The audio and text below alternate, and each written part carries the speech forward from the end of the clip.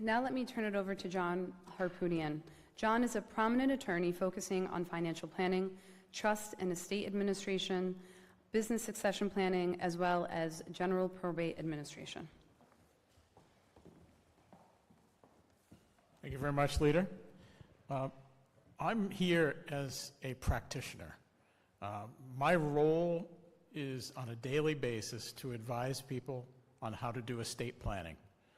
And the first thing that most people that are new to my practice will ask at the very first meeting is, what is this estate tax that we have to pay when I die?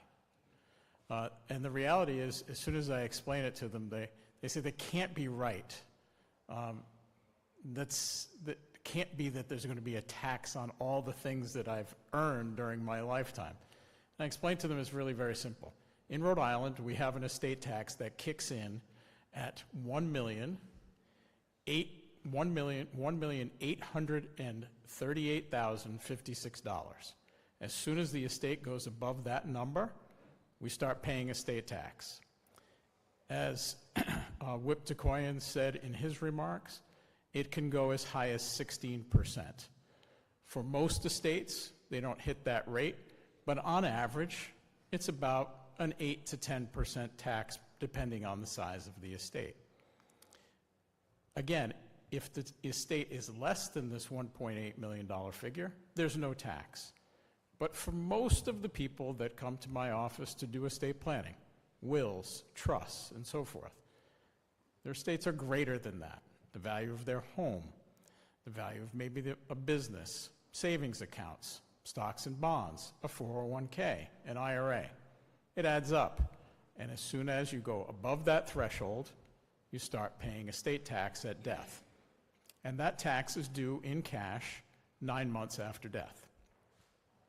Now, it was also mentioned by some of the senators that Rhode Island is an outlier.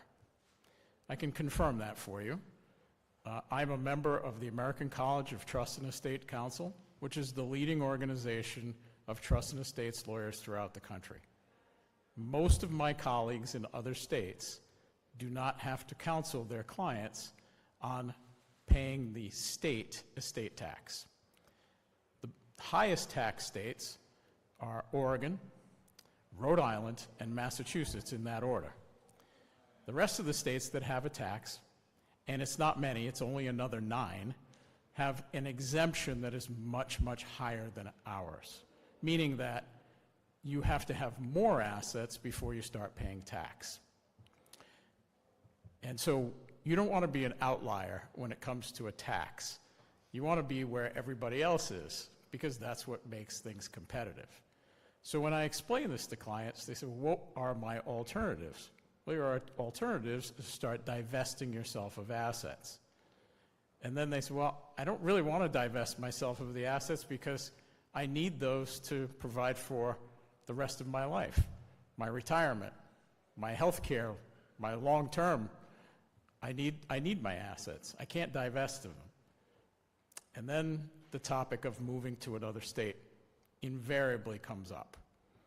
And this is something that I don't want to counsel people on what the law is in other states, but when asked, I have to tell people, yes, Rhode Island not very competitive at all. You go to another state where there's no tax at death, then this problem can go away.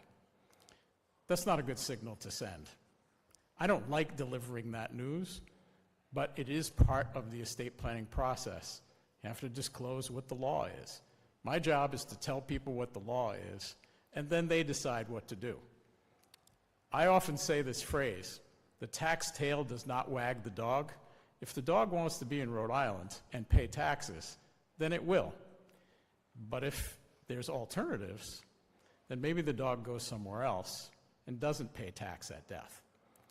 That is an alarming trend that many states that have a tax at death, and Senator Takoyan rattled off a long list of states, not that long actually, it's only 12, but all of those states, with the exception only of Oregon and Massachusetts, have dramatically different exemptions than we do here. So the tax does not hit until you get to a certain level, whether that be 4 million, 7 million, 6 million, 12 million, 14 million, or 15 million. Those are the ranges of exemptions that are in other states. It's only us, Massachusetts and Oregon, that are the outliers. And Oregon this year has already had legislation which has passed one chamber in their legislature to change that.